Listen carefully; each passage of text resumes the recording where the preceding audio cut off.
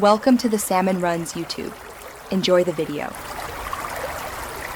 You start by preparing both devices, update the Ola app and scooter firmware so navigation features match. Next, enable your phone's location services and grant the Ola app permission to use location while in use. This lets real-time position share. Once done, power the scooter and pair Bluetooth so the app can fetch scooter status.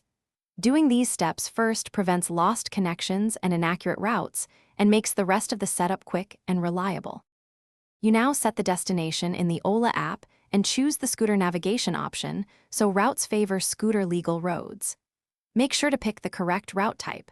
Scooter routes avoid highways and show bike lanes when available, which matters for safety.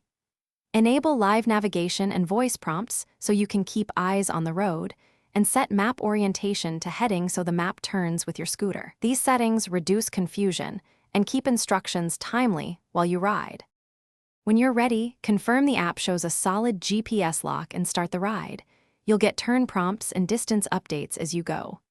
If guidance drifts or stops, first pull over and toggle phone location or Bluetooth, then restart the Ola app. This often refreshes the GPS feed. If problems persist, document firmware and app versions and send to Ola support with a screenshot. They can push fixes or advise recalibration, because some. Thanks for watching. Consider subscribing if we helped you.